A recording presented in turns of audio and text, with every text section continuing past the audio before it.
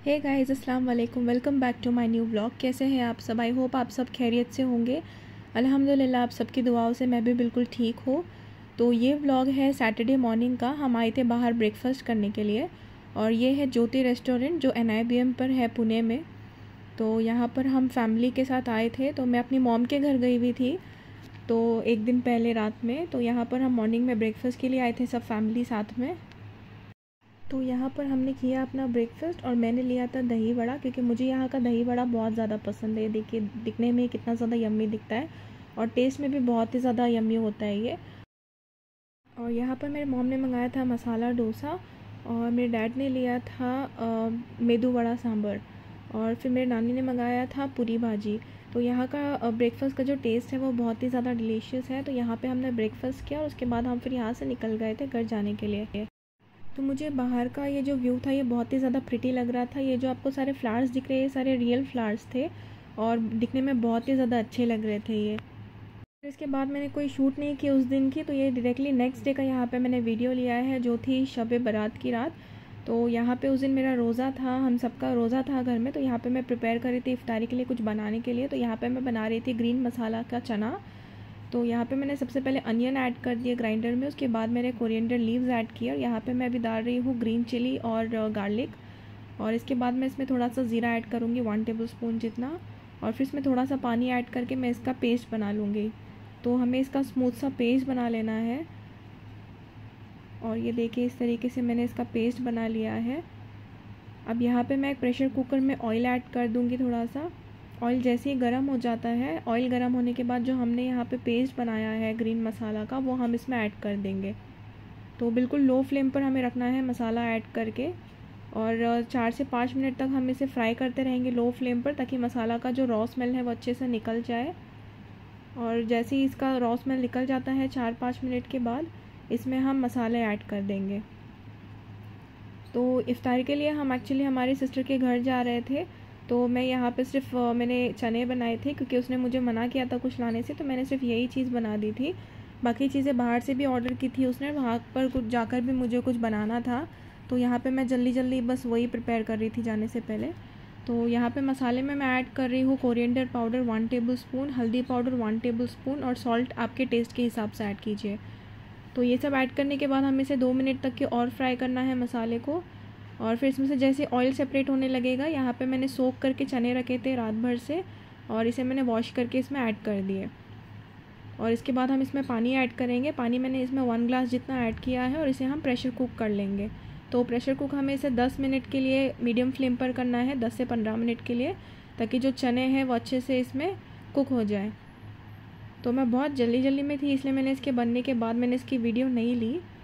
और यहाँ पे मैं इसमें ऐड कर रही हूँ इमली, जिसे मैंने सोक करके रखा था, और फिर इसमें मैं थोड़ा सा गुड़ ऐड कर दूँगी। तो ये थोड़ा सा खट्टा मीठा भी बनकर रेडी हो जाएगा, तो इसका टेस्ट बहुत ही अच्छा आता है।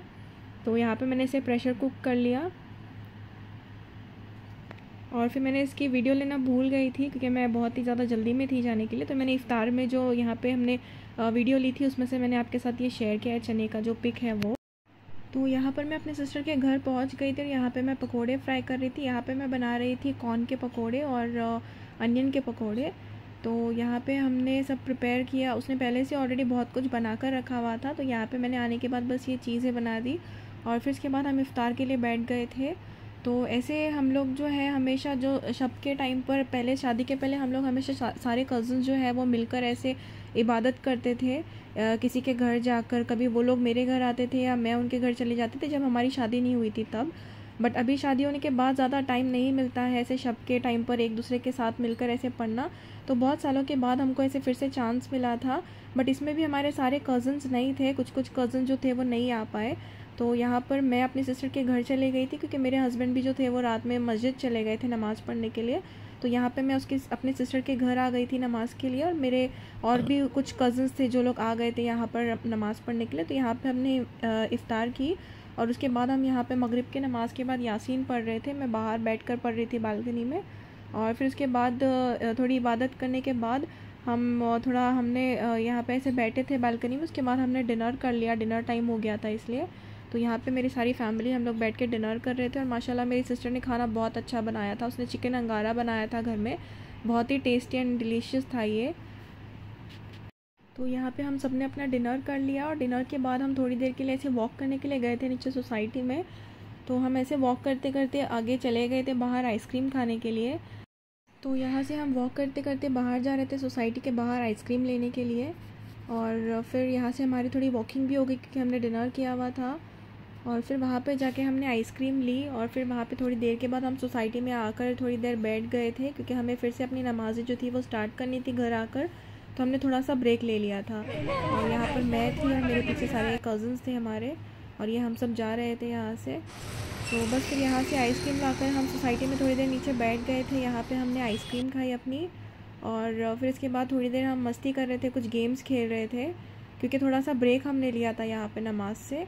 और फिर इसके बाद जाने के बाद हम कंटिन्यू अपनी जो नमाज़ है वो पूरी कंटिन्यू हम करने लगे थे फ़जर तक। तो माशाल्लाह हमने अल्हम्दुलिल्लाह इबादत बहुत ज़्यादा की उस दिन। हम लोग सोए नहीं थे। तो जब साथ में सब होते हैं तो पढ़ने में इंटरेस्ट भी आता है, प्लस नींद भी नहीं आती। अगर अकेले रहते तो नींद बहुत ज़्यादा आती है, जैसे साथ में कोई होता तो नमाज़ पढ़ने का ये भी होता है। यहाँ पे बालकनी में मेरे मॉम थे जो नमाज़ पढ़ रहे थे। उनको एक्चुअली में नीज़ में प्रॉब्लम है तो वैसे चेयर पे बैठकर पढ़ते हैं। तो यहाँ पर वो नमाज़ पढ़ रहे थे। और यहाँ पे अंदर मेरा प्यारा सा नेफ्यू था जो मस्ती कर रहा था। माशाल्लाह भी 3 मंथ्स का है ये। तो जब इसका फेस हम रिवील करेंगे तब मैं आप लोगों को बताऊंगी। बहुत ही प्यारा सा, माशाल्लाह बहुत प्यारा बच्चा है। तो बस इसके साथ थोड़ी सी मस्ती करने के बाद हम फिर से चले गए थे अपने नमाज़ पढ़ने के लिए। तो जैसे ही हम ईशा की नमाज़ हो गई थी, हमने वहाँ पे सारी जो नफिल नमाज़ थी, जो भी उस दिन शब की जो नमाज़ें थी वो हमने स्टार्ट कर दी। कुरान शरीफ पढ़े और बहुत सारी चीज़ें हमने पढ़ी। तो जब सब साथ में होते हैं तो पढ़ने में इंटरेस्ट भी आता है, नींद भी नहीं आती। तो यहाँ पे हम सब नमाज़ पढ़ने लगे और फिर नमाज़ पढ़ते पढ़ते हमें यहाँ पे 2 बज गए थे। तो हमें फिर से भूख लग गई थी, इसलिए यहाँ पे हमने चाय और बिस्किट और बन यहाँ पे हम ये सब खा रहे थे। तो सहरी के वक्त तो हमें फिर से खाना ही था, बट हमें यहाँ पे फिर से भूख लग गई थी। बट इसके बाद फिर से हमने अपनी नमाज जो थी वो कंटिन्यू की। और फिर यहाँ पे हो रहा था सहरी का टाइम। तो यहाँ पे हम अपनी सहरी बना रहे थे। तो यहाँ पे कुछ लोग ने चाय के साथ कुछ खाया। यहाँ पे हम लोग पराठा और ऑमलेट भी बना रहे थे। तो यहाँ पे हमारी सहरी हो गई थी। सहरी के बाद हमने अपनी फ़जर की नमाज़ पढ़ी और फिर हम सोए। अदरवाइज़ फ़जर तक के हम कोई भी नहीं सोए थे। फ़जर के बाद हम थोड़ी देर सो गए और फिर यहाँ पे मॉर्निंग में 8 बजे का टाइम हो रहा था तो मैं निकल गई थी अपने घर जाने के लिए। तो घर जाने के बाद मुझे बहुत सारे घर के काम थे, इसलिए मैं वीडियो नहीं ले पाई कुछ। तो यहाँ पे रोज़ा था तो यहाँ पे मैं इफ़्तार के लिए अपना जूस बना रही थी। तो यहाँ पे मैं बना रही थी शरबत। तो जो वाटरमेलन का शरबत होता है मैं वो बना रही थी।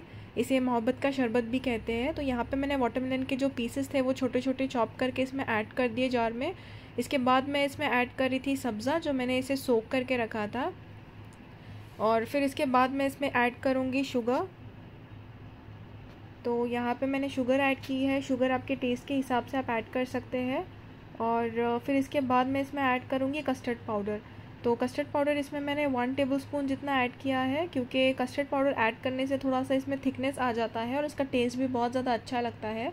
तो कस्टर्ड पाउडर आप ज़रूर ऐड कीजिएगा, एक सीक्रेट इंग्रेडिएंट है। इससे टेस्ट भी अच्छा आएगा, प्लस थोड़ा थिक लगेगा शरबत जो है वो।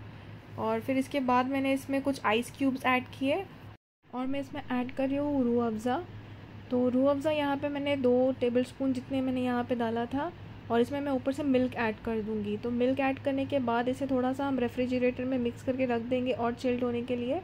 तो ठंडा बहुत ज़्यादा अच्छा लगता है ये, और बहुत ही कॉमन सा शरबत है ये। मोस्टली मुस्लिम्स के घर में ये बनता ही रहता है, आप लोगों को भी पता होगा।